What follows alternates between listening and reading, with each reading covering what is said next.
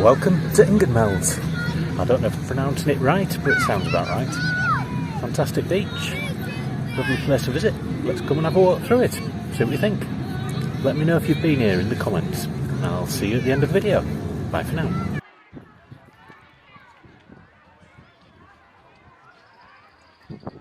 Ingoldmells is obviously famous for its beach, as well as its fun fair, or should I say theme park, Fantasy Island.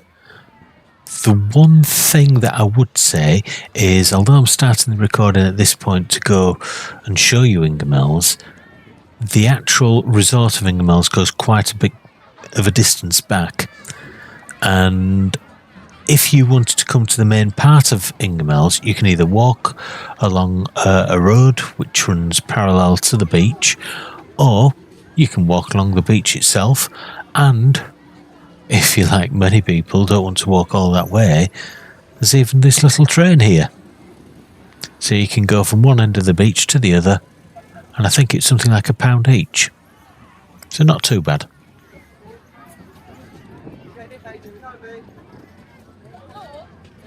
And the benefit of being with such a big beach next to such a big resort is the fact that you can literally be on the beach and let the kids go on some rides, because they're right next door to the beach itself.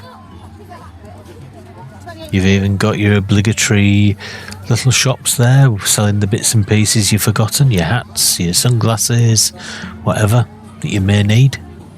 And of course your buckets and spades and blow-ups and things like that.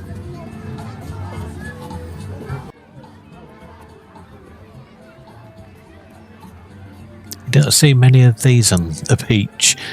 Merry-go-rounds, you don't see many of them full stop nowadays. You can even buy something to eat without leaving your beach side.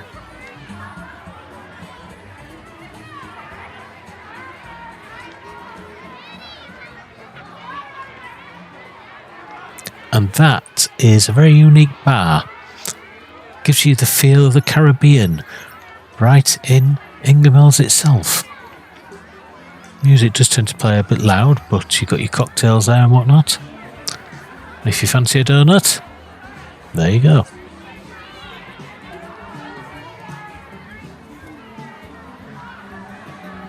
Can even have a photo taken. Now that is the smallest pier in the world, must be. It goes no distance onto the beach itself, but it officially is a pier. And down there's a bar that has a karaoke, some of the worst singing I've ever heard.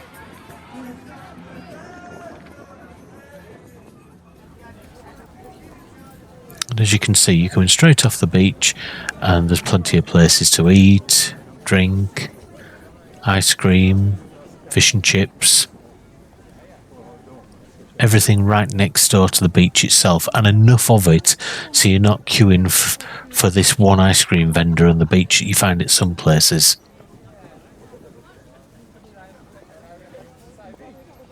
Now if you notice there in the distance, you'll see that the theme park is just round the corner. Sure, there's the amusements, little ride on cars for the kids.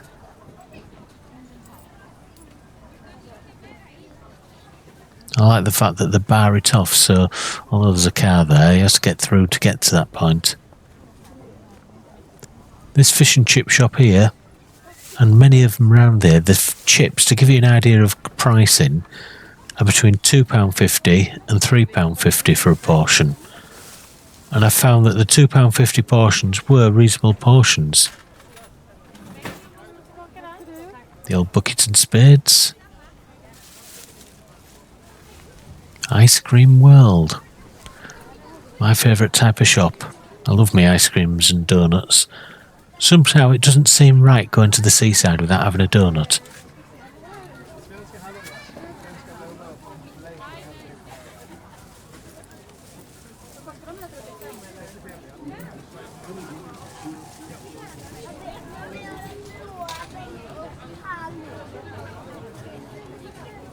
There seems to be shops for about every sort within a couple of feet of the seafront. Can't be bad.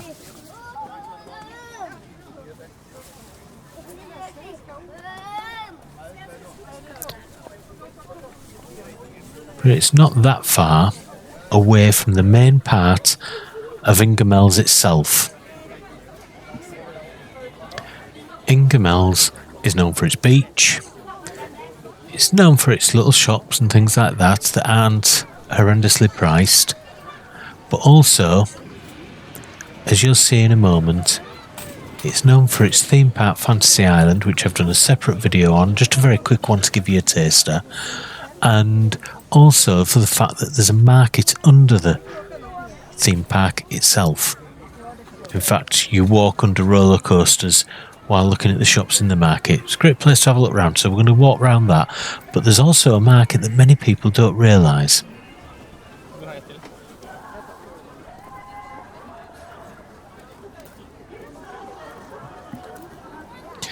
Now this crossing that we're coming up to over here, it is extremely busy. And when you do drive up to it, expect to be stuck at the traffic lights for a while.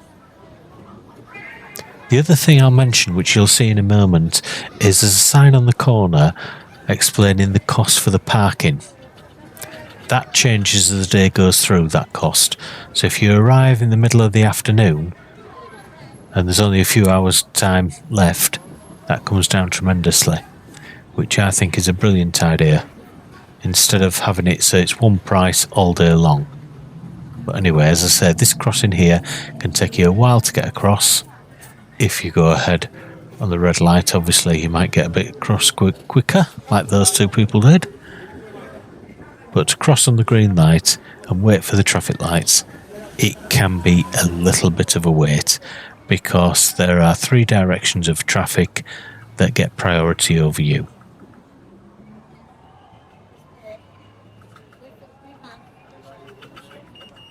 And here we go.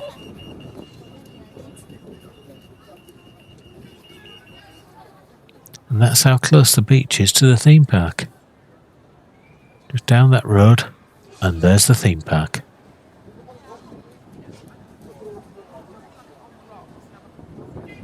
There are a couple of major roller coasters in there, a few smaller ones, log flume, the type of things you'd expect at a theme park. The other thing with that theme park, while I remember, is yes, you have to buy a card to make payments.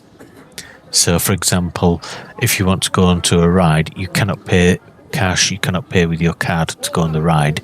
You get a card from one of the points throughout the place, but you put on it what you want. So if you put £10 worth on, that's how much it costs you for the card. You're not paying extra. But you can use that card even on the 2p machines. Now this part here is nothing to do with the theme park itself.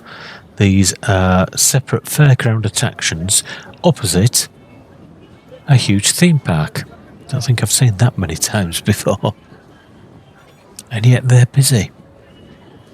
So you could walk across the road to a theme park that's got all these and more, but these get enough business out of it. Can't be bad.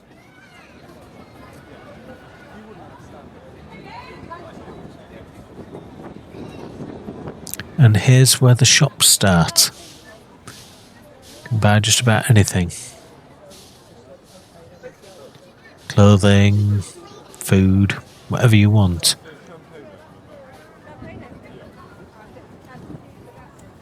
Oh, and by the way, at the other side there's Papa John's, there's lots of different takeaways there that are external of the theme park itself but built into it.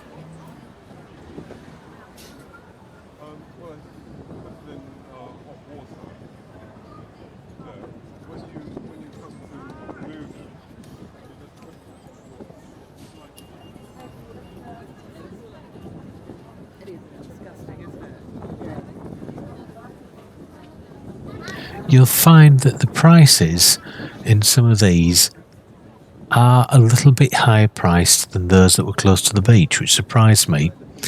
Those were on that road leaving from the beach, food-wise, had a lot better prices than these.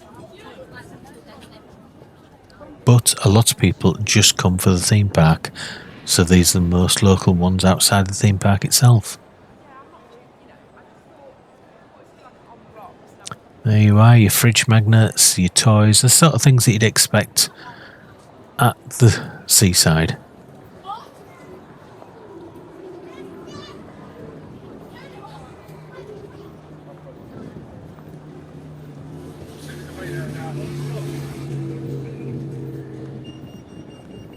But you can see how many shops there are just there. Just about everything. You could come without anything, buy it all there, save having to bring any luggage. Now this is the market area that most people don't realise is here.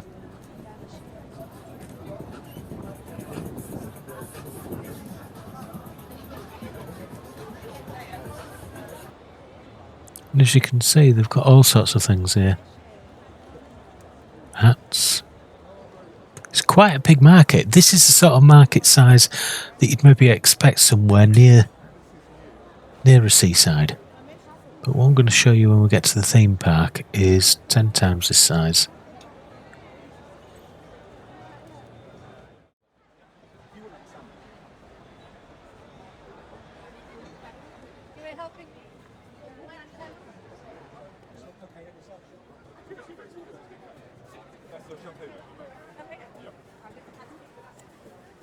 Often makes me wonder when you see some of this stuff, how much of it they actually sell. Because most people have come for the seaside. I can understand the buckets and spades, and maybe the odd item of clothing, maybe if you got to take your towels with you. But pets, things like that, like those pushchairs you've seen for pets, well, do you really go to the seaside to buy a pet pushchair?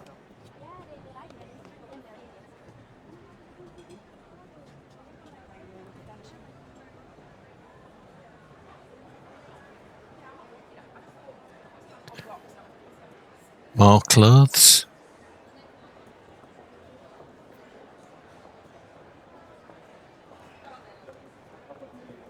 And yet more clothes.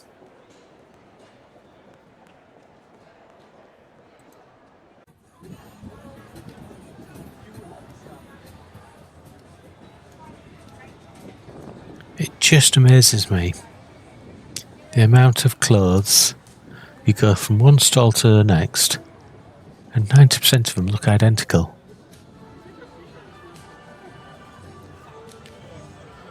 Yet all of them must be making a living out of it.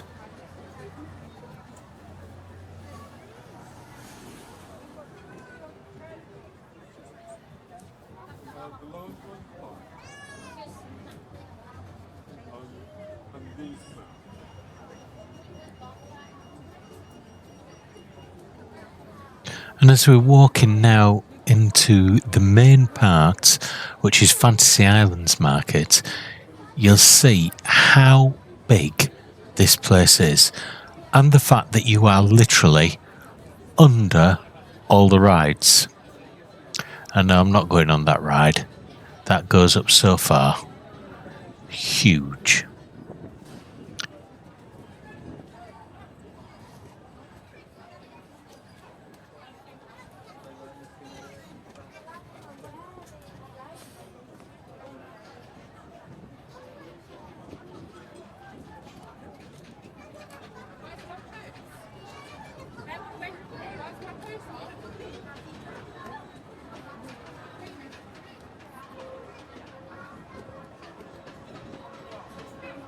As I say, you're literally under the roller coasters. You can't get much closer than that, can you?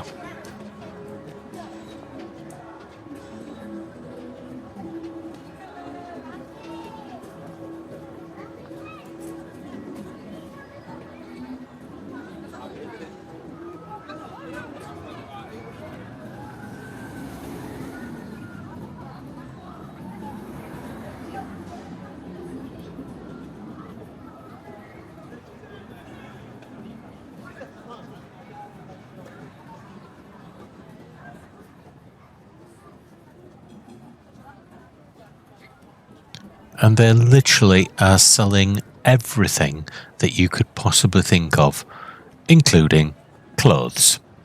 Not that we haven't seen any already.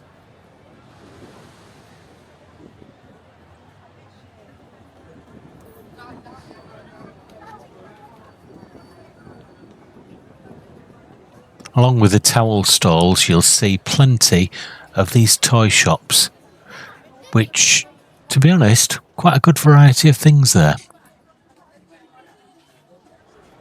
And again, the clothes, of course.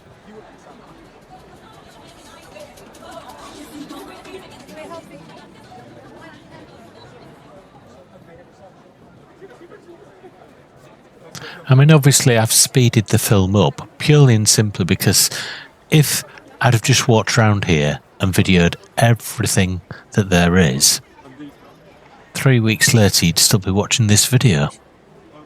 There is so much to buy from this place.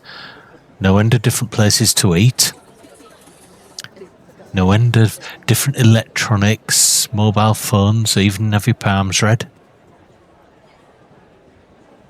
It literally has everything you could possibly think of.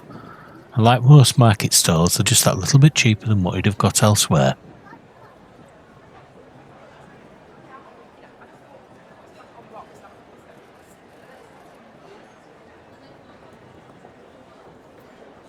Print your own t-shirts, get your face on everything. And the perfumes, there are a couple of shops that I noticed along here that are cash only. Not many, but there were a couple.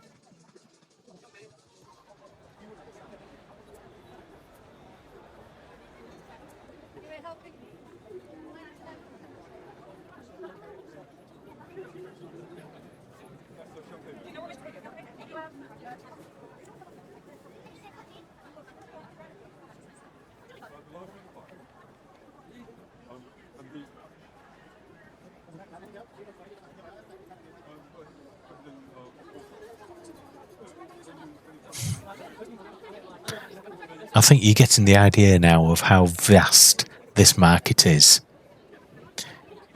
You can even get your own Skeg Vegas fridge magnet.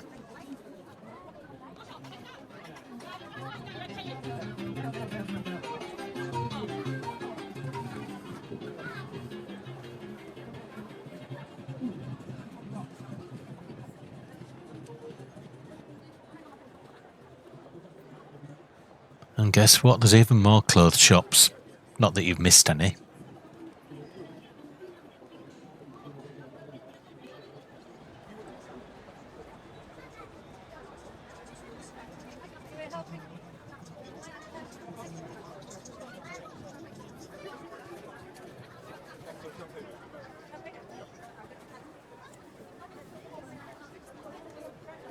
Anybody for a sandwich?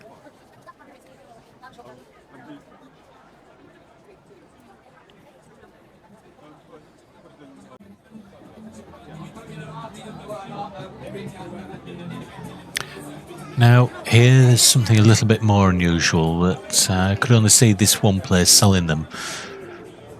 Wooden carved items, things like that. And that seems to be very popular this year. Guns that fire water-based pellets, the type of things that you put flowers in to help them grow.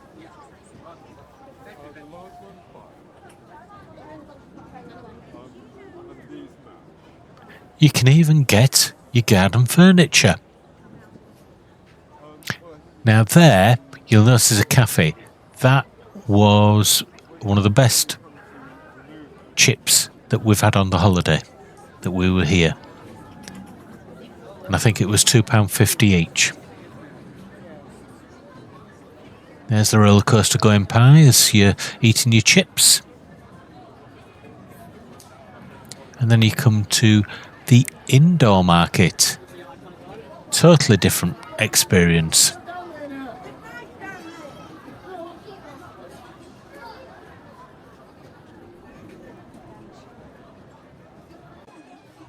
On the outside, it initially looks a bit like the others, but when you get inside, there are a number of different areas.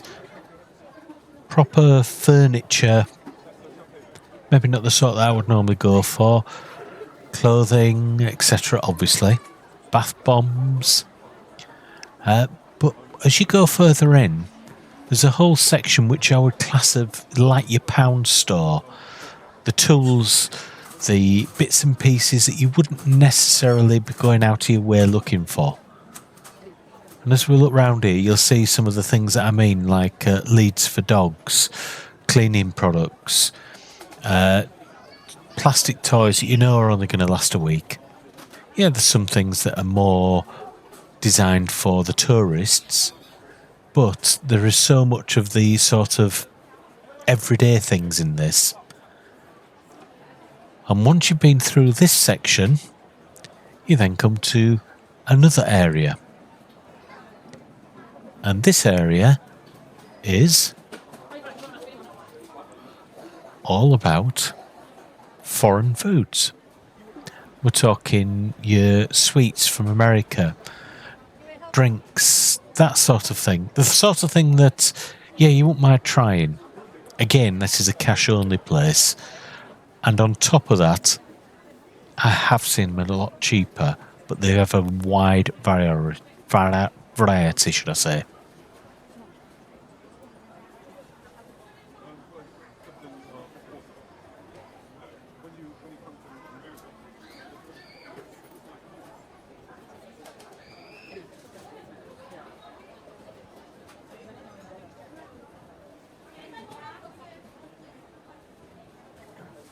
There's certainly plenty in there that I've never seen before, but names that you'd possibly half recognised. But certainly with the furniture, that is a little bit more glammed up than I would possibly look for.